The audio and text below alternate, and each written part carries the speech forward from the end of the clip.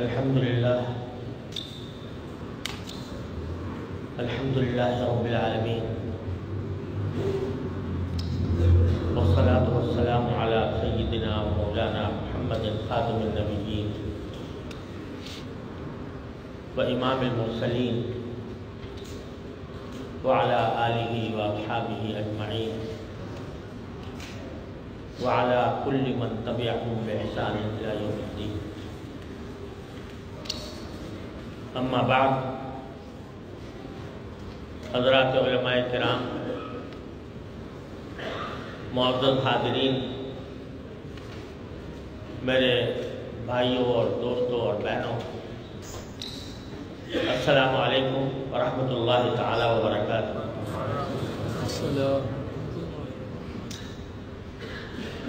اللہ تبارک و تعالیٰ کے فضل و کرم سے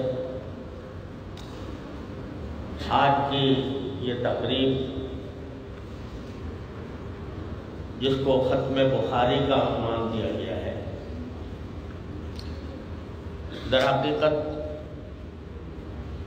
کچھ طالبات جو درس نظامی سے فارغ ہوئی ہیں، ان کے لیے یہ رسمی طور پر ایک آخری درس ہے جو صحیح بخاری کے آخری باب کا دیا جاتا ہے۔ ختم بخاری کی تقریبات اب اتنی زیادہ ہونے لگی ہیں، پاک و ہند میں بھی اور دوسرے ملکوں میں بھی، کہ مجھے ڈر لگتا ہے کہ یہ کہیں کوئی رسم اور بدعت کی شکل اختیار نہ کرے۔ اس لیے میں عام طور پر اب ختم بخاری کے عنوان سے کسی اجتماع میں نہیں شرکت کرتا، اس لیے کہ اندیشہ ہے کہ اس وقت کوئی عرس نہ بن جائے۔ البتہ یہاں میری حاضری ابو بکر ٹرسٹ میں کافی سالوں سے ہوتی رہی ہے، اور اصل مقصود وہ یہ ہے کہ کچھ دین کی باتیں اللہ تبارک و تعالی اپنی رحمت سے کہلوا دے، اور اللہ تبارک و تعالی اس کو سننے، سمجھنے اور عمل کرنے کی توفیق عطا فرمائے۔ تو چونکہ طالبات کی تعلیم کی تکمیل اس حدیث پر ہوتی ہے، اس لیے تھوڑی سی بات اسی سے شروع کرتا ہوں کہ حضرت امام بخاری رحمۃ اللہ علیہ، جو ساری دنیا میں اللہ تبارک و تعالیٰ نے ان کو جو مقام بخشا، ایسا مقام جو علم حدیث میں کسی اور کو نصیب نہیں ہوا۔ آپ لوگ شاید یقیناً جانتے ہوں گے کہ بخاری کا مطلب یہ ہے کہ وہ بخارا میں پیدا ہوئے اور بخارا ہی کے رہنے والے تھے۔ بخارا عرب ممالک سے، حجاز سے اور دوسرے عرب ممالک سے ہزاروں میل کے فاصلے پر واقع ہے، اور کسی بھی عربی ملک سے ان کا براہ راست کوئی تعلق نہیں تھا، بخارا میں پیدا ہوئے تھے، اور اللہ تبارک و تعالیٰ نے یہ اپنی رحمت کا اور قدرت کا اور حکمت کا یہ معجزہ دکھایا ہے کہ آج حدیث کی جتنی کتابیں شاہ ستہ جن کو کہا جاتا ہے، وہ ساری کے ساری اہل عجم کی لکھی ہوئی ہیں، عربوں کی نہیں، حجازیوں کی نہیں، مکیوں اور مدنیوں کی نہیں، بلکہ خراسانیوں کی، ایرانیوں کی، اور سمرقند اور بخارا کے رہنے والے. بخاری بھی امام بخاری رحمۃ اللہ علیہ بخارا میں پیدا ہوئے، وہیں پڑھے، پھر اس کے بعد بلاد عرب کا سفر کیا. اور عرب کے لوگ جو ہیں وہ اپنے عرب ہونے پر بہت فخر کرتے ہیں، اور ان کو فخر کرنا بھی چاہیے کہ اللہ تبارک و تعالیٰ نے ان کی زبان میں قرآن نازل فرمایا، انہی میں سے رسول کریم سرور دو عالم محمد مصطفیٰ صلی اللہ علیہ وسلم کو مبعوث فرمایا، لہذا یقیناً ان کے لیے بڑے عظیم فخر کی بات ہے. چنانچہ ان کا حال یہ ہے کہ وہ عجمیوں کو آسانی سے گھاس نہیں ڈالتے، کسی عجمی آدمی کے علم کو، اس کے فضل کو آسانی سے تسلیم نہیں کرتے، اور یہ فقط ان کو بجا طور پر وہ فخر کرتے ہیں. لیکن امام بخاری رحمۃ اللہ علیہ جو خالصتاً عجمی ہیں، یہاں تک کہ عربی زبان پر بھی اتنی قدرت نہیں ہے جتنی عام طور سے عربوں کو ہوتی ہے، بلکہ غیر عربوں کو بھی ہوتی ہے. ان کی کتاب جو بخاری جو ہے اس میں کمزور ترین حصہ جو ہے وہ ہے جس میں انہوں نے الفاظ کی تشریح کی ہے، اور ایک جگہ فارسی کا لفظ لکھ گئے ہیں، چونکہ زبان فارسی تھی تو لکھتے لکھتے فارسی لفظ زبان پر آ گئے. یزاد فی ھذا الباب ہم ھذا الحدیث، یہ کہہ گئے. تو عربیت میں ان کو کوئی مقام حاصل نہیں تھا، لیکن حدیث میں اللہ تبارک و تعالیٰ نے ان کو مقام بخشا کہ سارے عرب کے لوگ ان کے آگے سر بخم ہو گئے، گردنیں جھکا دی، اور یہ فیصلہ کر دیا کہ اصح الکتب بعد کتاب اللہ کی کتاب کے بعد سب سے زیادہ صحیح کتاب اس روئے زمین پر امام بخاری کی کتاب. یہ ایسے ہی عقیدت میں نہیں دے دیا فیصلہ، بلکہ سال سال ان کی روایت کردہ احادیث کو تنقید کی چھلنیوں میں چھانا گیا. لوگوں نے مستقل کتابیں لکھی، تب جا کر اس مقام کا اعلان کیا گیا کہ ہاں اصح الکتب بعد کتاب اللہ یہ ہے. اور یہ جو عجیب صورتحال ہے کہ حدیث جس کے اوپر سارے دین کا مدار ہے قرآن کریم کے بعد، اس کی خدمت کے لیے اللہ تبارک و تعالیٰ نے سارے عجمیوں کو منتخب فرمایا. یہ در حقیقت رسول کریم سرور دو عالم صلی اللہ علیہ وسلم کے اس اعلان کا عملی مظاہرہ تھا جو آپ نے حجۃ الوداع کے موقع پر صحابہ کرام کے سامنے فرمایا تھا کہ لا فضل لعربی علی عجمی، کہ کسی عرب کو کسی عجمی پر کوئی فوقیت حاصل نہیں الا بالتقوی، اگر فوقیت ہے تو تقوی کی وجہ سے.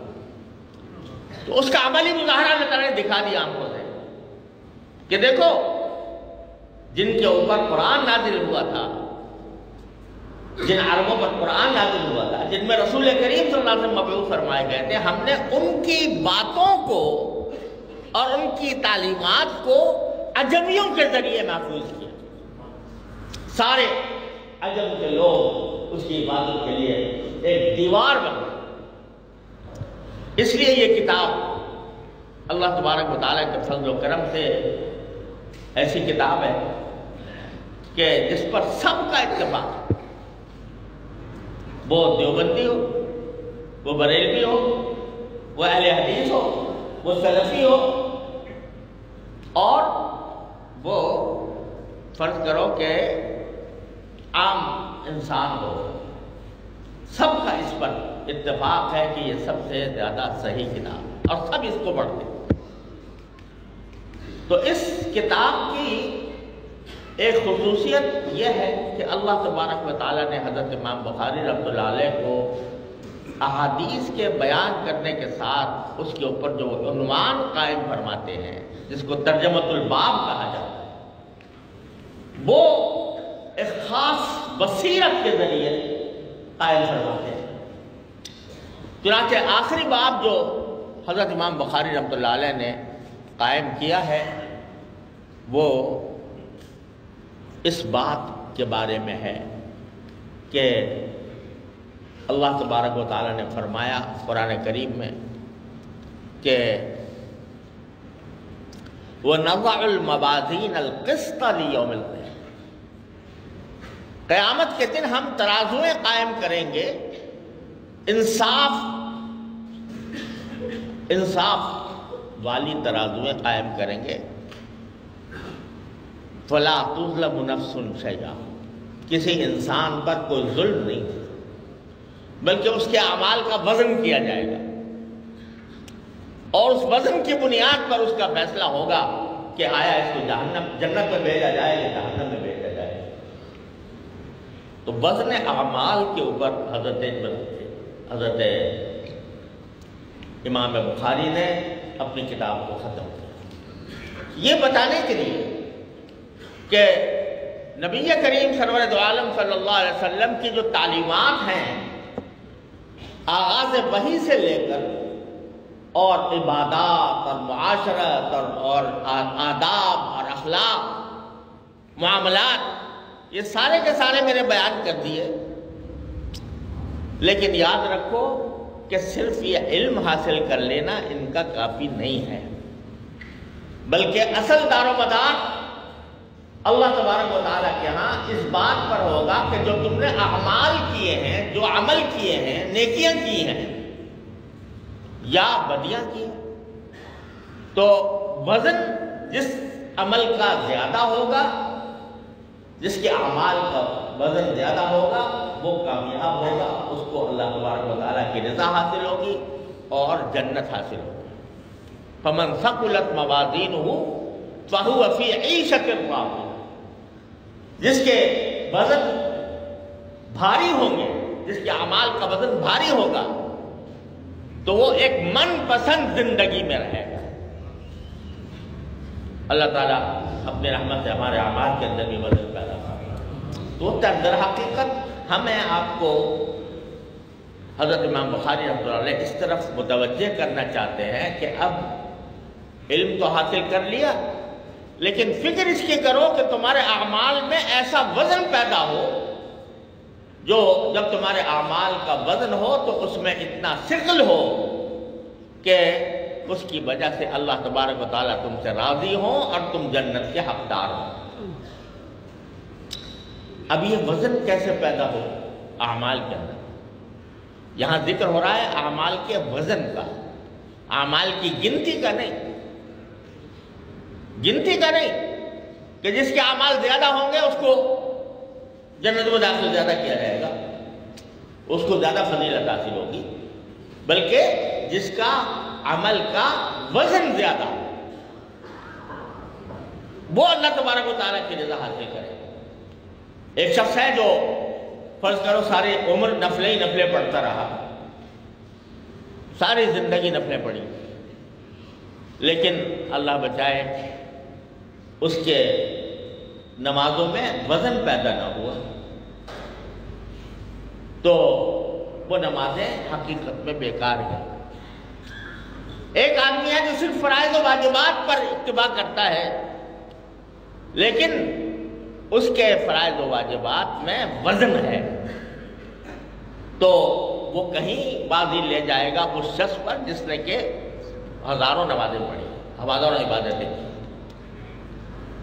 تو وزن چاہیے، اسی لیے قرآن کریم نے فرمایا کہ هو الذی خلق الموت والحیات لیبلوکم ایکم احسن عملا۔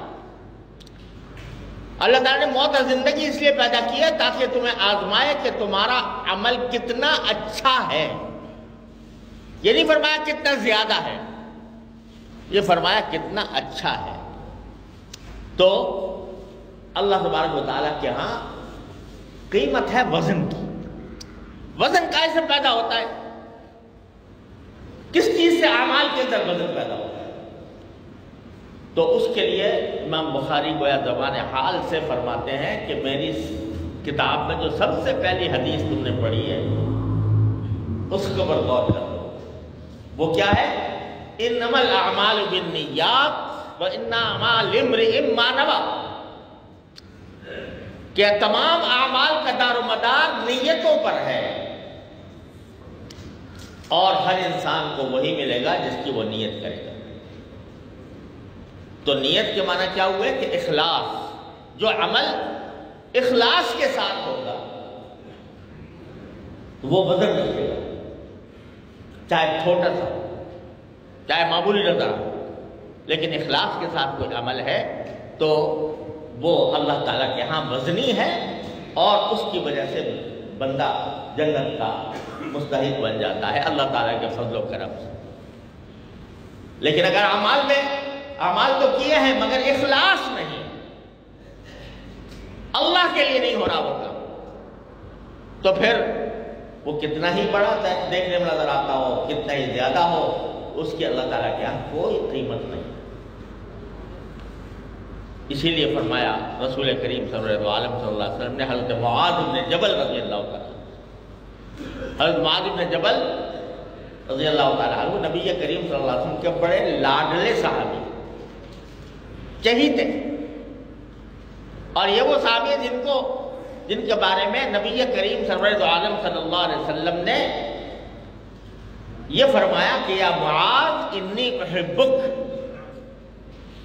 یہ الفاظ مجھے یاد نہیں ہے کہ کسی اور صحابی سے نبی کریم صلی اللہ علیہ وسلم نے فرمایا کہ اے معاذ میں تم سے محبت کرتا ہوں۔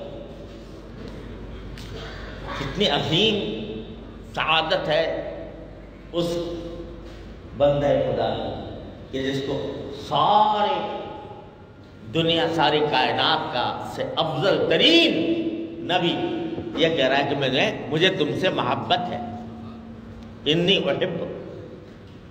اور پھر اسی میں ایک جو نصیحت فرمائی، میں تم سے محبت کرتا ہوں، لہذا ہر نماز کے بعد یہ دعا کیا کرو کہ اللہم اعنی علی ذکرک و شکرک و حسن عبادت۔ اے اللہ مجھے میری مدد کیجئے کہ میں آپ کا ذکر کثرت سے کروں، آپ کا شکر کثرت سے کروں، اور آپ کی عبادت اچھی طرح کروں۔ یہ نہیں کہا کہ زیادہ کروں، بلکہ اچھی طرح کروں۔ تو اچھی طرح کرنے کا معنی یہ ہے کہ اس میں کوئی اور شائبہ کسی دنیاوی فائدہ کا نہ ہو، خالصتاً اللہ کے لیے جو کام کیا جاتا ہے وہ در حقیقت کارعمل ہوتا ہے۔ اس میں میں یہ کہہ رہا تھا کہ حضرت معاذ سے آپ نے فرمایا تھا رضی اللہ تعالیٰ عنہ کہ اخلص عملک یخلص دینک یکفیک العمل القلیل، کہ اے معاذ اپنے دین میں اخلاص پیدا کر لو تو تھوڑا عمل بھی تمہارے لیے کافی ہوگا۔ یہ جو جب پیری مریدی ہوتی ہے تو اس میں بہت سے معمولات بتائے جاتے ہیں، ذکر بتایا جاتا ہے وغیرہ وغیرہ، تو بڑی لمبے ذکر بھی ہوتے، تعداد میں بہت زیادہ بھی ہوتے، لیکن ہمارے اکابر جن سے اللہ تبارک و تعالیٰ نے محض اپنے فضل و کرم سے ہمیں وابستہ فرمایا، ان کا مذاق یہ تھا کہ معمول چاہے تھوڑا مقرر کرو لیکن پابندی کے ساتھ کرو، یہ ہے بنیاد۔ ہمارے اکابر کہتے تھے کہ تلاوت کرنی ہے روزانہ تو تلاوت اتنی کرو جس کو تم نبھا کر سکتے ہو، ذکر اتنا کرو جس کو نبھا کر سکتے، پابندی سے کر سکتے۔ ایک دن بہت لمبا چوڑا ذکر کر لیا، کئی پاروں کی تلاوت کر لی اور دوسرے دن غائب ہو گئے تو اس سے فائدہ نہیں ہوتا۔ خیر العمل ما دیم علیہ وان قل، سب سے بہترین عمل وہ ہے جو پابندی کے ساتھ کیا جائے چاہے تھوڑا ہو۔ اس لیے ہمارے بزرگ یہ کہتے تھے کہ جو اپنے معمولات مقرر کرو، ہر مسلمان کو چاہیے کہ وہ اپنا کچھ وقت اللہ تبارک و تعالیٰ کے ذکر میں لگائے، تلاوت میں لگائے، دعاؤں میں لگائے، اتنا وقت تھوڑا سا جتنا نکال کر تم پابندی کر سکتے ہو، وہ 10 منٹ ہو، 15 منٹ ہو، 20 منٹ ہو، آدھا گھنٹہ ہو، جس کی تم پابندی کر سکتے ہو اس کو کرو۔ کہ بھئی تلاوت ہم روزانہ، مثلا اگر کوئی بہت زیادہ مصروف مشغول آدمی ہے، وہ اگر پاؤ پارا بھی روزانہ پڑھ لے، لیکن پابندی سے پڑھے، تو اللہ تبارک و تعالیٰ کے ہاں وہ زیادہ مقبول ہوگا بنسبت اس کے جس نے ایک دن ایک پارا پڑھ لیا، جس دن غائب کا ہو گیا، تیسرے دن پھر ناغا ہو گیا، چوتھے دن پھر 1.5 پارا 2 پارا پڑھ لیا۔ تو اس کی اتنی قدر اور قیمت نہیں ہے جتنی قدر و قیمت پابندی کے ساتھ کیے ہوئے عمل کی ہے، چاہے وہ تھوڑا ہی کیوں نہ۔ اس کی مثال یہ سمجھو کہ جیسے ایک نل ہے، اس سے پانی بہہ رہا ہے، آپ نے ایک دم سے بہت پریشر کے ساتھ نل کھول دیا اور پانی کا ایک سیلاب کسی پتھر پر گر گیا، گر کے ختم ہو جائے گا۔ لیکن اگر ایک قطرہ قطرہ ٹپکتا رہے اور سال ہر سال ٹپکتا رہے تو پتھر میں سوراخ کر دے گا۔ تو اللہ تبارک و تعالیٰ کی جو عبادت کے جو اعمال ہیں ان کا بھی حال یہ ہے۔ لوگ کہتے ہیں بھائی ہم سے معاملات میں کی پابندی نہیں ہوتی۔ ارے بھائی اس لیے نہیں ہوتی کہ تم نے اپنے طرف سے دماغ میں مقرر کر دیا کہ میں جنید الشبلی والے معمولات اختیار کروں، یا جو ہے شیخ عبدالقادر جیلانی رحمۃ اللہ علیہ والے معمولات اختیار کروں گا۔ دماغ میں تو یہ بٹھا لیا، اور نتیجہ یہ کہ پابندی نہیں ہو پاتی۔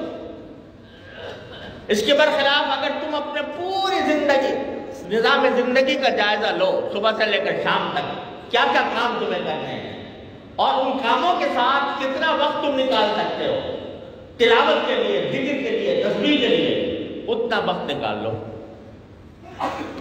اور اتنا وقت نکال کر اس میں یہ کچھ اعمال کر لو، مگر پابندی سے۔ دیکھو بیماری کے حالات مستثنا ہے، اللہ تعالیٰ نے جو عذر پیدا کیا ہے مرض کا تو وہ مستثنا ہے، لیکن ساتھ میں یہ بھی فرما دیا ہے، حدیث میں رسول کریم صلی اللہ علیہ وسلم نے یہ بھی فرما دیا ہے کہ جو آدمی کسی نیکی کا معمول بنائے ہوئے ہو، یعنی اس کی پابندی کرتا ہو لیکن بیماری کی وجہ سے نہ کر سکے، تو اللہ تعالیٰ اس کے نام اعمال میں خود ہی لکھ دیتے ہیں وہ عمل۔ اب اگر فرض کرو ایک آدمی تہجد پڑھتا ہے، پابندی سے پڑھتا ہے، چاہے جو 2 رکعتیں ہوں، 4 رکعتیں ہوں، بیمار ہو گیا نہیں پڑھا، اللہ تعالیٰ فرماتے ہیں میں لو خود ہی تمہیں تحفہ دے دیتا ہوں۔ اللہ تعالیٰ اس میں تو عذر کی حالت تو مستثنا ہے، لیکن عذر کے بغیر یہ کہنا بھائی فرصت نہیں ملی، فرصت نہیں ملی، ارے بھائی اگر اسی طریقے سے زندگی گزارتے رہو گے کبھی فرصت نہیں ملے گی۔ یہ جو میں نے اپنے حضرت مولانا خیر محمد صاحب رحمۃ اللہ علیہ، اللہ تعالیٰ اپنے درجات بلند فرمائیں، ہمارے بڑے اکابر میں سے تھے، ان کا یہ جملہ عجیب ہے، یاد رکھیں۔ یہ فرمایا کہ جو فرصت نہ ملنے کا جو عذر ہے یہ در حقیقت کسی چیز کے اہتمام نہ ہونے کی وجہ سے، جس چیز کی اہمیت ہوتی ہے اس کا وقت نکل آتا ہے۔ اگر کوئی کہتا ہے کہ جی مجھے فرصت نہیں ملی فلاں کام کرنے کی، تو اس کا مطلب یہ کہ اس کام کی اہمیت اس کے دل میں نہیں۔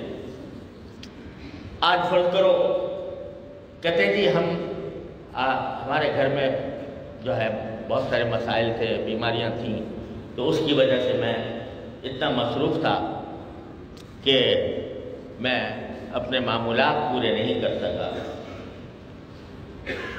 تو میں اس سے پوچھتا ہوں کہ اگر اسی مصروفیات کے دوران تمہیں دعوت آ جاتی وزیر اعظم کی یا صدر مملکت کی اور وہ کہتے کہ آؤ تمہیں انعام دینا ہے، تمہیں کوئی تمغہ دینا ہے، پھر فرصت نکلتی ہے نہ نکلتی، پھر وقت ملتا کہ نہ ملتا،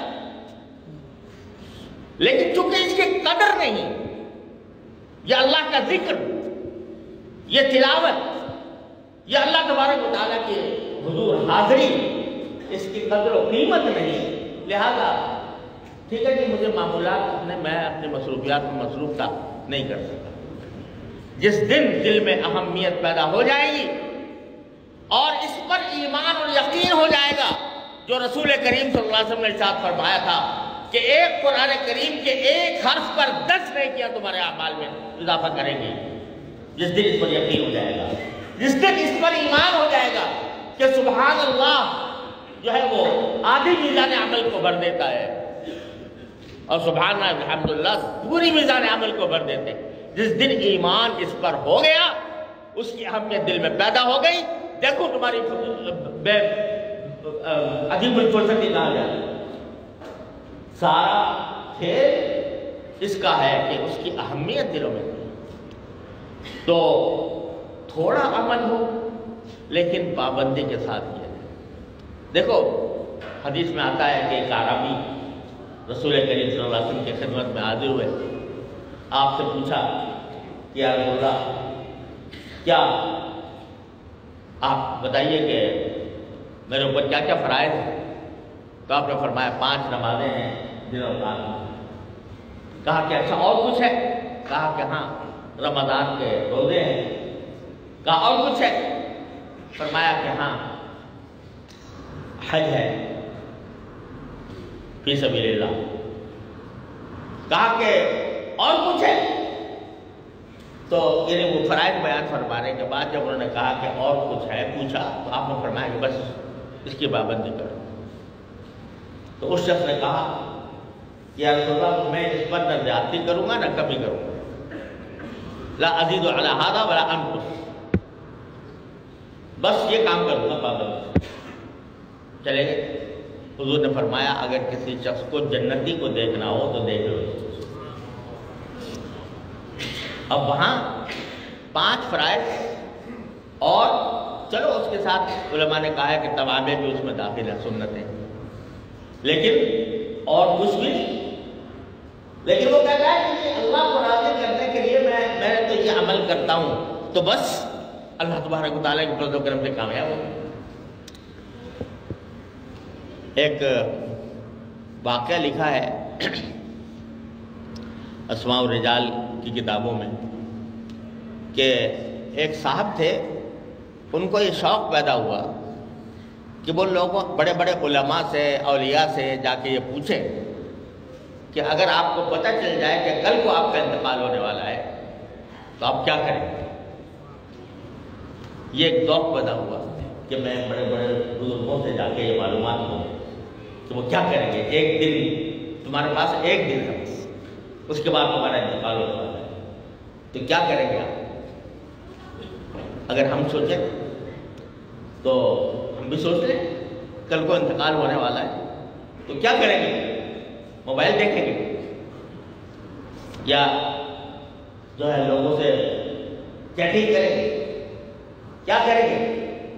اس ایک دن کے اندر سوائے اللہ تعالیٰ کی طرف رجوع کرنے کو کچھ اور نہیں کریں گے۔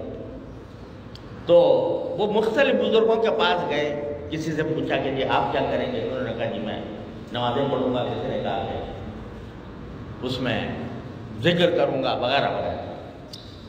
ایک بزرگ تھے عبد الرحمن ابن ابی نعم جو اجل محدثین میں سے ہیں، ان کے پاس گئے کہ جی اگر آپ کو پتہ چل جائے کہ کل کو آپ کا انتقال ہونے والا ہے تو آپ کیا کریں گے؟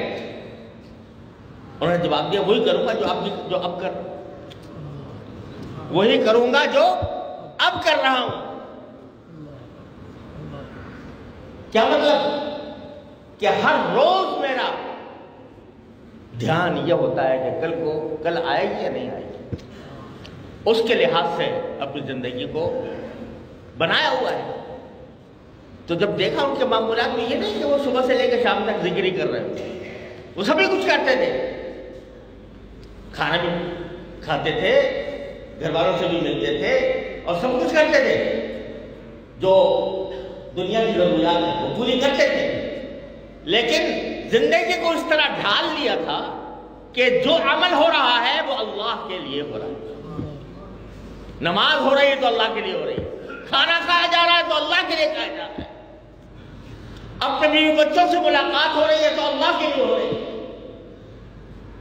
اخلاص، یہ اخلاص جس کے بارے میں آپ نے فرمایا کہ اخلص دینک یکفیک العمل القلیل، اخلاص پیدا کر لو، تھوڑا سا کام بھی تمہارے لیے کافی ہو جائے گا۔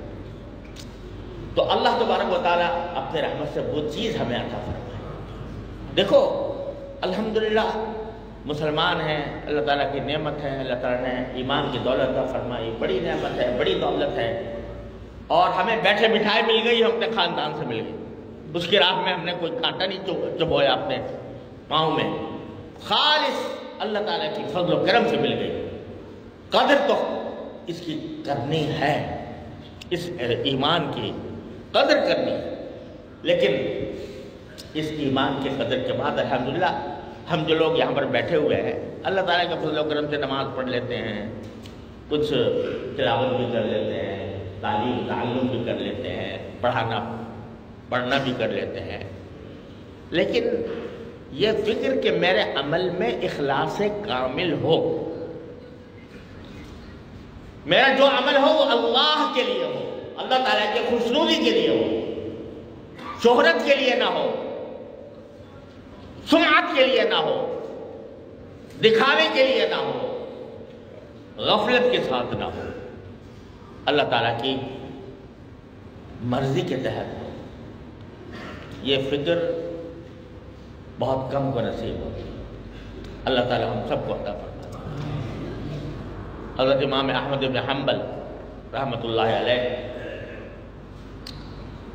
اتنے بڑے فقیہ، محدث، مجتہد، ان کے زمانے میں ایک بڑے ولی اللہ ان کے زمانے میں رہتے تھے، حضرت بشر حافی رحمۃ اللہ علیہ۔ اللہ، ان کا انتقال ہو گیا۔ بشر حافی کی پوری دنیا میں شہرت تھی، ان کی ولایت کی، ان کے بزرگی کی، تو ان کے جنازے میں ایک ہجوم تھا، زبردست لوگ جا رہے تھے۔ کسی نے امام احمد سے کہا کہ حضرت آپ بشر حافی کے جنازے میں چلیے، کہا کہ نہیں، میں نے کہا بھائی ساری دنیا جا رہی ہے، مخلوق جا رہی ہے، امام بشر حافی کے جنازے کے اندر اللہ کے ولی کا جنازہ ہے، نہیں گئے۔ بعد میں پوچھا کسی نے کہ حضرت آپ کیوں نہیں گئے تھے؟ تو میں ایک جملہ فرمایا، لم تحضرنی نیہ، میری نیت صحیح طرح نہیں ہو رہی تھی۔ کیا مانا؟ کہ دماغ میں یہ بات آ رہی تھی کہ اگر احمد بن حنبل بشر حافی کے جنازے میں نہیں جائے گا تو لوگ کیا کہیں، لوگوں کا خیال آ رہا تھا کہ لوگ کیا کہیں گے، تو چونکہ یہ خیال آ رہا تھا، اس واسطے یہ عمل اگر میں جاتا تو یہ مخلوق کے لیے ہوتا، اللہ کے لیے نہ ہوتا، مخلوق کے لیے ہوتا، اللہ کے لیے۔ یہ ہمارے بزرگ جو ہے نا، جن کی ہم اللہ تعالیٰ نے اپنی رحمت سے ان سے وابستہ فرمایا ہے، ہمارے اکابر علماء دیوبند، انہوں نے بھی اپنے طرز عمل سے، اپنے واقعات سے یہ بتایا کہ اخلاص کیا ہوتا ہے۔ حکیم الامت حضرت مولانا اشرف علی صاحب تھانوی رحمۃ اللہ علیہ جب نئے نئے فارغ التحصیل ہوئے دیوبند سے، تو کانپور میں جا کر پڑھانا شروع کیا۔ کانپور میں معقولات کا دور تھا، منطق کا، فلسفے کا، وہاں بڑے بڑے لوگ فلسفی اور منطقی ہوا کرتے تھے، اور جو قرآن و حدیث کا علم رکھنے والے ہیں ان کی طبیعت میں کچھ زیادہ قدر نہیں تھی۔ تو حضرت حکیم الامت مولانا تھانوی نے سوچا کہ ہم اپنے بزرگوں میں سے کسی کو بلائیں اور پھر دکھائیں کہ علم کیا ہوتا ہے۔ تو حضرت شیخ الہند رحمۃ اللہ علیہ کو دعوت دی. حضرت شیخ الہند رحمۃ اللہ علیہ تشریف لائے. حضرت تھانوی رحمۃ اللہ علیہ اس فکر میں تھے کہ وہ لوگ جو معقولات کے امام سمجھے جاتے ہیں اور ذرا مسلکن بھی تھوڑے سے مختلف ہیں، تو وہ آئیں تو حضرت شیخ الہند کا بیان سنیں. حضرت نے بیان کرنا شروع کیا، مگر وہ آدمی موجود نہیں تھے جن کو حضرت تھانوی رحمۃ اللہ علیہ سنانا چاہتے. تو حضرت فرماتے ہیں میں پہلو بدلتا رہا کہ کسی طرح آ جائیں جلدی سے جلدی. وہ لوگ تھوڑی دیر میں دیکھا کہ وہ آ گئے، بیٹھ گئے. جب وہ آ کر بیٹھے تو حضرت نے ایک دو جملے فرما کر بیان ختم کر دیا. آخر دعوانا الحمدللہ. جی بیان تو ابھی شروع ہوا تھا اور ابھی باتیں، علم کی باتیں ہو رہی تھی، آپ نے بیان روک دیا. یہ تو وقت آیا تھا کہ اب آپ بیان فرماتے تو جو مقصود تھا کہ دوسرے لوگ سنیں وہ حاصل ہوتا. فرمایا ہاں بھائی یہی خیال میرے دل میں بھی آ گیا، یہی خیال میرے دل میں بھی آ گیا تھا کہ اب یہ لوگ آئے ہیں تو ان کو سناؤں اور اپنے علم کا سکہ ان پر جماؤں. تو اب یہ میں جو بیان کرتا وہ اللہ کے لیے نہ ہوتا، وہ مخلوق کے لیے. یہ تھے ہمارے بزرگ، اولئک آبائی فجئنی بمثلہم اذا جمعتنا یا غریب المجال، کہ اس کی وجہ سے بیان ہی روک دیا. اس لیے کہ اخلاص میں کچھ کمی معلوم ہو رہی تھی، مخلوق کا خیال آ رہا تھا، اس وجہ سے بیان روک دیا. اور پھر حضرت حکیم الامت قدس اللہ تعالیٰ سرہ شاگرد تھے ان کے، اور ان کے خاص شاگرد تھے، تو انہوں نے بھی اپنی بیانات میں پتہ نہیں کتنی مرتبہ ایسا کہ روک دیا بیان، خود اپنی تردید کر. ایک مرتبہ بیان فرما رہے تھے، بعض میں بیان فرما رہے تھے کہ دیکھو آج میں آپ سے ایک ایسی بات کہتا ہوں جو آپ مجھے سے سنیں گے، کہیں اور نہیں آپ کو سنائی دے گی، کہیں اور نہیں سن سکیں گے. یہ میں تحدیث نعمت کے طور پر کہتا ہوں کہ یہ بات آپ صرف مجھ سے سنیں گے، کسی اور سے نہیں سنیں گے. اور میں یہ بات تحدیث نعمت کے طور پر کہہ رہا ہوں، اللہ کی نعمت کو بیان کرنے کے لیے کہہ رہا ہوں. پھر فوراً تھوڑی دیر کے بعد فرمایا استغفر اللہ استغفر اللہ. میں کیا کہہ گیا؟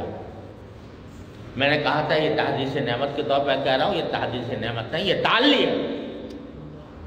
میں اللہ سے معافی مانگتا ہوں میرے یہ بیان میں کہے. کیوں؟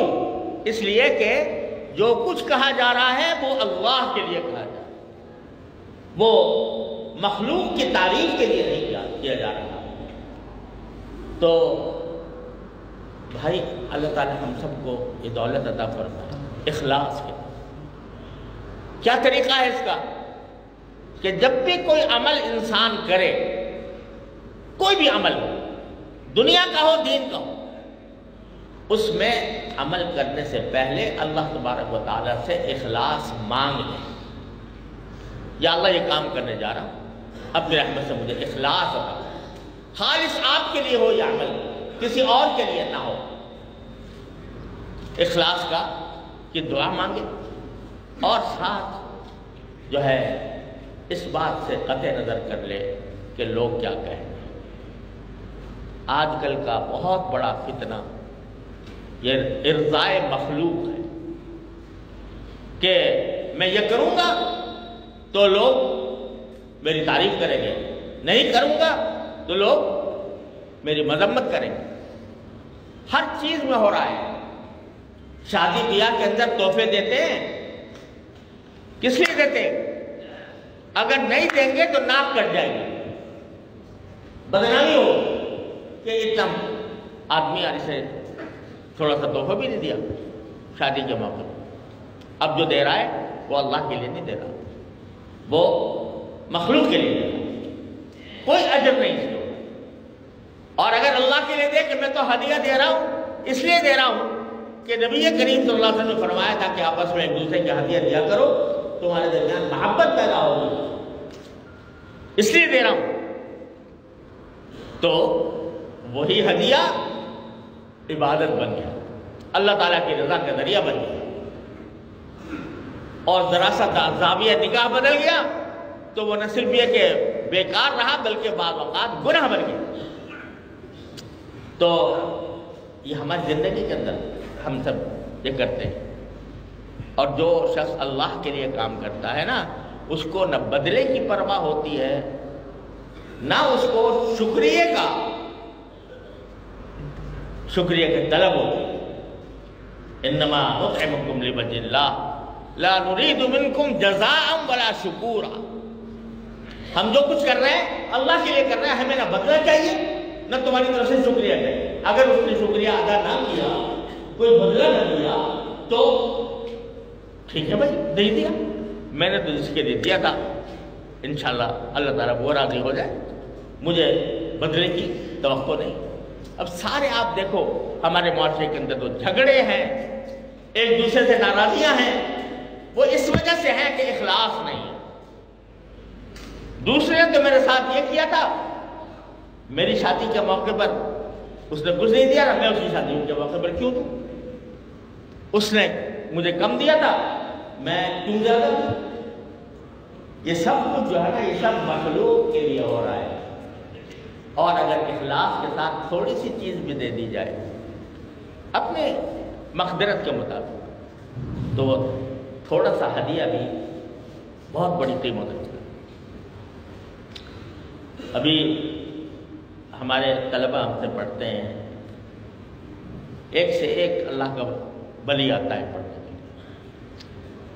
یہ طلبہ کو معمولی چیز نہ سمجھے، جو طالب علم دین کی خاطر آتا ہے نا، یہ نبی کریم سرور دو عالم صلی اللہ علیہ وسلم کا مہمان ہوتا ہے، اس کی عظمت، اس کی عزت کو آپ پہچان نہیں سکتے۔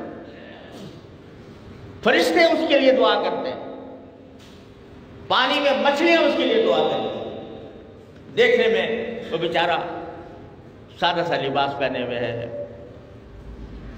پھٹا پرانا لباس پہنے ہوئے ہے، میلا کچالا پہنے ہوئے ہے، لیکن اللہ تبارک و تعالیٰ کی آپ کی قدر و قیمت کیا ہے ہم لوگ صحیح طریقے سے جان نہیں سکتے۔ ابھی کچھ دن پہلے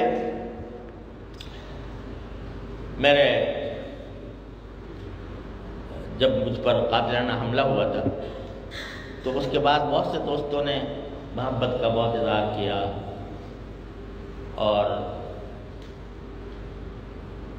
لوگوں نے اپنی طرف سے کچھ ہدیہ وغیرہ بھی دیے۔ تو ایک طالب علم تھا، وہ میرے پاس فجر کی نماز کے بعد میرے ساتھ ساتھ چلتا ہوا آیا، اس کے ہاتھ میں ایک موسمبی تھی، اور اس نے کہا استاد جی میرا دل چاہ رہا تھا کہ آپ کو کوئی ہدیہ پیش کروں، میرے پاس اور تو کوئی ستاعت تھی نہیں، میں ایک موسمبی لے کر آیا۔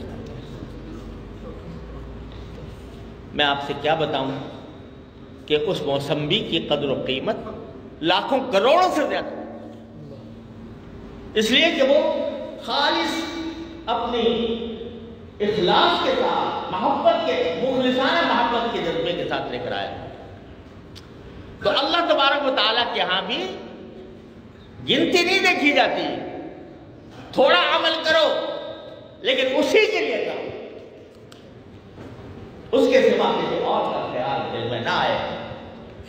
کس کو خرچ کر رہے ہو تو بھی اللہ کے راستے میں خرچ کر رہے ہو تو بھی اللہ کے لیے کرو، یہ نہ سوچو کہ بھائی اس سے میرا دوسرے لوگ میرے بارے میں کیا رائے قائم کریں۔ جو نماز پڑھو تو اللہ کے لیے پڑھو، روزہ رکھو اللہ کے لیے رکھو، زکوٰۃ دو اللہ کے لیے دو، صدقہ دو اللہ کے لیے دو۔ اخلاص یہ ایک ایسی چیز ہے جو سمجھو کہ کیمیا ہے، مٹی کو بھی سونا بنانے والی۔ اگر تم روزی کما رہے ہو اپنی ذات کے لیے، اپنے بیوی بچوں کے لیے، تو وہ روزی کمانا بھی اگر اخلاص کے ساتھ ہو کہ میرے اللہ نے میرے اوپر کچھ حقوق عائد کیے ہیں، ذمہ داریاں عائد کی ہیں، میں ان کو ادا کرنے کے لیے یہ کام کر رہا ہوں، تو یہ سارا روزی کمانا بھی تمہارا عبادت ہے، اللہ کے لیے، کسی اور کو دکھانے کے لیے نہیں کہ میں اتنے بڑے منصب پہ پہنچ گیا، اتنا بڑا مالدار ہو گیا، اتنی بڑی دکان قائم کر لی، اتنا مال جمع کر لیا، بلکہ اس لیے کہ اللہ نے میرے اوپر حقوق عائد کیا ہے، میں ان حقوق عائد کرنے کے لیے کام کر رہا ہوں، تو اس کے اندر بھی وزن پیدا ہو گیا۔ جو کام کرو اللہ تعالیٰ اپنے رحمت سے ہم سب کو توفیق عطا فرمائے کہ جو کام کریں وہ اخلاص کے ساتھ کریں، اللہ کو راضی۔ صبح سے لے کر شام تک کی زندگی میں کوئی عمل ایسا نہیں ہے جس کو اخلاص کے ذریعے عبادت نہ بنایا جا سکتا۔ میرے حضرت والا حضرت شیخ عارفی قدس اللہ تعالیٰ سے فرماتے تھے، بڑی قیمتی نصیحت ہے کہ صبح کو جب فجر کی نماز پڑھ کر فارغ ہو تو جو مصنون دعائیں ہیں وہ کر کے اپنے، لیکن ایک ذہن میں جماؤ اس آیت کہ ان صلاتی و نسکی و محیای و مماتی للہ رب العالمین، میری نماز ہو یا کوئی عبادت ہو یا میری زندگی ہو یا میرا مرنا ہو، سب اللہ کے لیے جو رب العالمین ہے۔ یعنی تصور جماؤ کہ آج کے دن مجھے کیا کیا کام کرنے ہیں، اے اللہ میں اس میں اخلاص پیدا کرنا چاہتا ہوں کہ جو کام کروں آپ کی رضا کے لیے۔ صبح کو اٹھ کے جا کے ناشتہ کروں گا تو بھی اس لیے کروں گا تاکہ میرے جسم میں ایک نشاط پیدا ہو اور میں اپنے فرائض صحیح طریقے سے ادا کر سکوں۔ گھر جاؤں گا تو گھر والوں سے اچھی طرح بات چیت کروں گا، کیونکہ رسول کریم صلی اللہ علیہ وسلم اپنے اہل و عیال کے ساتھ اچھی طرح پیش آتے تھے، حسن سلوک فرماتے تھے۔ پھر میں روزی کمانے کے لیے جاؤں گا تو اس لیے جاؤں گا کہ آپ نے حکم دیا ہے کہ تم اپنے اور اپنے اہل و عیال کا حق ادا کرو، اس لیے کروں۔ اور پھر آرام کروں گا تو وہ بھی اس لیے کروں گا کیونکہ رسول کریم صلی اللہ علیہ وسلم نے حضرت عبداللہ بن عمرو بن عاص سے فرمایا تھا کہ کبھی جاگا بھی کرو کبھی سویا بھی کرو، اللہ کی عبادت میں کھڑے بھی ہوا کرو سویا بھی کرو، تمہاری آنکھ کا بھی تم پر حق ہے، فرمایا تھا آپ نے، تو میں اپنی آنکھ کا حق ادا کرنے کے لیے سوؤں گا۔ یہ تصور صبح کو یہ آیت پڑھو، ان صلاتی و نسکی و محیایا و مماتی للہ رب العالمین۔ دیکھو عجیب کلام ہے کہ نماز تو ہے ہی اللہ کے لیے، نسک چلو قربانی کا لو یا کوئی عبادت کا لو وہ بھی اللہ کے لیے، کہتے میرا جینا بھی آپ کے لیے، میرا مرنا بھی آپ کے لیے۔ تو جینا مرنا کیسے ہوتا ہے؟ وہ اس طرح کہ میں جو کام کروں گا وہ آپ کی رضا کے لیے، آپ کی خوشنودی کے لیے۔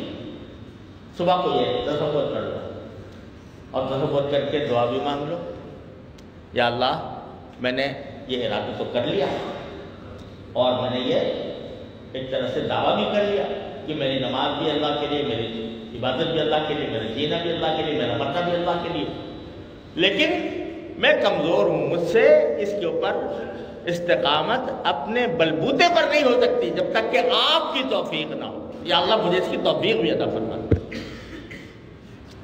اللہم انا قلوبنا و نواصینا و جوارحنا بیدک لم تملکنا منها شیئا فاذا فعلت ذلك بنا فكن انت ولینا واہدنا الی سواء السبیل۔ مانگ لو اللہ، ارے اللہ نے ایسے مانگا کرو، ہر چیز اللہ سے مانگو، اپنی ہر حاجت اللہ تعالیٰ کے سامنے پیش کیا کرو، چلتے پھرتے اٹھتے بیٹھتے جو حاجت در پیش ہو اللہ سے مانگو۔ جو بندہ اللہ تعالیٰ سے مانگنے کی عادت ڈال لیتا ہے اس کا تعلق اپنے پروردگار سے مضبوط ہوتا چلا جاتا۔ تو اس لیے رسول کریم صلی اللہ علیہ وسلم نے ہمیں جو دعائیں سکھائی ہیں نا کہ بیت الخلا جاؤ تو یہ پڑھو، نکلو تو یہ پڑھو، مسجد میں جاؤ تو یہ پڑھو، نکلو تو یہ پڑھو، کھانا آئے تو یہ پڑھو، کھانا کھا چکے تو یہ پڑھو، یہ کس لیے؟ ہمیں عادی بنانا چاہتے ہیں رسول کریم صلی اللہ علیہ وسلم اس بات کا کہ ہم ہر اپنے قدم پر اپنے پروردگار سے رشتہ جوڑیں، اور جو بندہ یہ کام کرے گا اس کا رشتہ مضبوط ہو جائے گا۔ وہ مضبوط ہوگا تو انشاءاللہ تعالیٰ اس کے عمل میں اخلاص بھی پیدا ہوگا۔ تو صبح کو بیٹھ کر یہ تھوڑا سا کام کر لیا جائے، اور پھر ہم لوگ تو غافل لوگ ہیں، کم از کم شروع میں صبح کے وقت میں جب اپنا رخ تھوڑا سا صحیح کر لیا تو اگر فرض کرو پھر کام میں بھی لگ گئے تو الحمدللہ وہ جو نیت کی تھی وہ جاری رہے گی۔ حضرت جبریل امت صلی اللہ علیہ وسلم فرماتے ہیں کہ جب آدمی عمل سے پہلے کوئی نیت کر لیتا ہے کہ میں فلاں کام کے لیے یعنی اللہ کی رضا کے لیے کر رہا ہوں، بس وہ ہو جاتا ہے، اس کا نیت درست ہو جاتی ہے۔ اور پھر اگر فرض کرو جب تک کہ اس کے منافی نہ آ جائے اس وقت تک وہ نیت برقرار رہتی ہے۔ لہذا ان صلاتی و نسکی و محیایا و مماتی للہ رب العالمین سے اپنا دن شروع کریں۔ تو اللہ تعالیٰ کی رحمت سے امید ہے کہ انشاءاللہ ہمیں اخلاص کی دولت عطا فرمائیں۔ بس بھائی یہ چند گزارشات آپ حضرات کی خدمت میں عرض کرنی تھی۔ اللہ تبارک و تعالیٰ اپنے فضل و کرم سے ہمیں ان پر عمل کرنے کی توفیق عطا فرمائے، ہمارے اعمال میں وزن پیدا فرمائے، اخلاص عطا فرمائے، اپنے ساتھ تعلق مضبوط فرمائے، اور اللہ تعالیٰ تعلق مع اللہ کو ہمارے لیے قوی کر دے۔ وآخر دعوانا الحمدللہ۔ اچھا ہے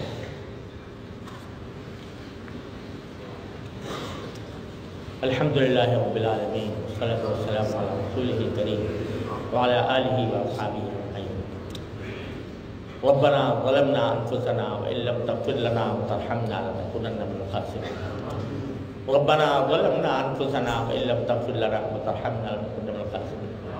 ربنا ظلمنا انفسنا وان لم تغفر لنا وترحمنا لنکونن من الخاسرین۔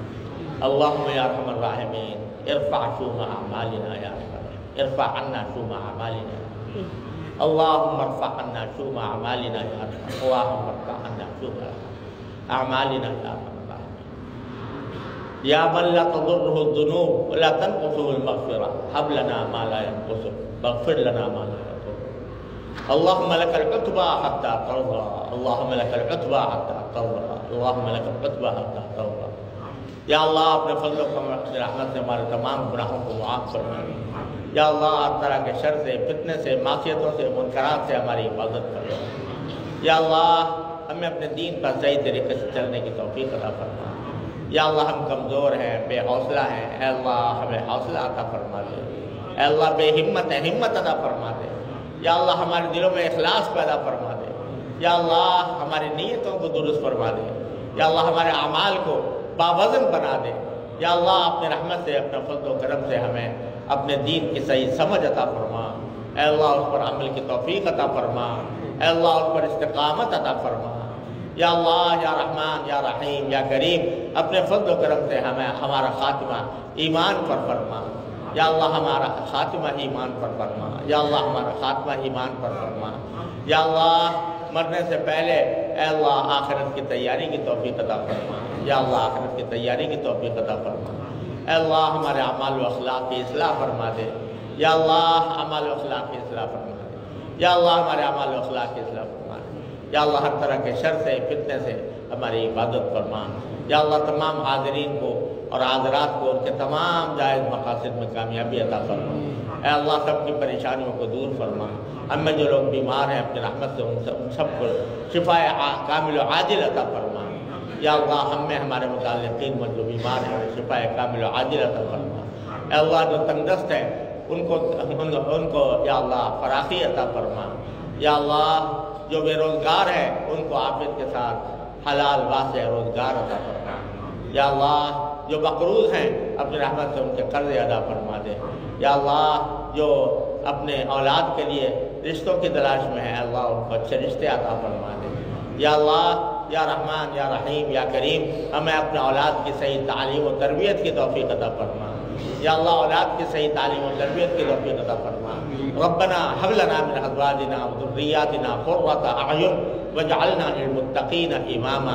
ربنا هب لنا من ازواجنا وذرياتنا قرة اعين واجعلنا للمتقين اماما۔ یا اللہ یا رحمان یا رحیم ہم اپنے نسلوں کی کس طرح حفاظت کریں، اے اللہ اس ماحول کے اندر ہمیں ان کی صحیح تعلیم و تربیت کی توفیق عطا فرما، یا اللہ ان کی صحیح تعلیم و تربیت کی توفیق عطا فرما، اے اللہ ان کے دلوں میں دین کی عظمت اور محبت پیدا فرما دے، یا اللہ ان کے دلوں میں دین کی محبت اور عظمت پیدا فرما دے، یا اللہ عالم اسلام کے مسلمان جگہ جگہ کفار کے ظلم و ستم کا شکار ہیں، یا اللہ ہندوستان میں، کشمیر میں، فلسطین میں، یا اللہ اور شام میں اور لیبیا میں اور عراق میں، یا اللہ اور یمن میں، یا اللہ جہاں جہاں مسلمان یا اللہ بد امنی کا اور کفر کے ظلم و ستم کا شکار ہیں، اللہ اپنے رحمت کو ظلم و ستم سے نجات عطا فرما، یا اللہ یا رحم الراحمین کو نجات عطا فرما، اللہم ارحم للمستضعفین من المؤمنین فی کل مکان، اللہم ارحم للمستضعفین من المؤمنین فی کل مکان، یا اللہ یا رحمان یا رحیم، ہم اپنی بدعمالیوں سے اے اللہ دنیا کے اندر خوار و ذلیل ہو گئے ہیں، اے اللہ اپنی رحمت سے پھر سے عزت و شوکت عطا فرما، ایمان ہمارے قلوب میں ایمان کو راسخ فرما، یا اللہ ایمان کو راسخ فرما دے، یا اللہ آپ نے فرمایا تھا انتم الاعلون ان کنتم مؤمنین، اے اللہ ہمیں بظاہر ان کنتم مؤمنین کی شرط ہم پوری نہیں کر رہے، اس واسطے نیچے جا رہے ہیں، یا اللہ اپنی رحمت سے ہمیں صحیح معنی میں سچا مومن بنا دے، یا اللہ ایمان کی تمام خاصیتیں اور صلاحیتیں ہمارے اندر پیدا فرما دے، یا اللہ ہر طرح کے شر سے فتنے سے ہماری حفاظت فرما، یا اللہ جن جن لوگوں نے ہم سے دعاؤں کی فرمائش کی ہے اللہ ان سب کی دلی مرادوں کو اپنے فضل و کرم سے پورا فرما، یا اللہ ان کی مرادوں کو اپنے فضل و کرم سے پورا فرما، اللہم انا نسألک من خیر ما سألک من عبدک و نبیک سیدنا محمد صلی اللہ علیہ وسلم ونعوذ بک من شر ما استعاذک من عبدک و نبیک سیدنا محمد صلی اللہ علیہ وسلم، ربنا تقبل منا انک انت السمیع العلیم وتب علینا انک انت التواب الرحیم، وصلی اللہ تعالی علی خیر خلقہ سیدنا مولانا محمد وعلی آلہ واصحابہ اجمعین، آمین برحمتک یا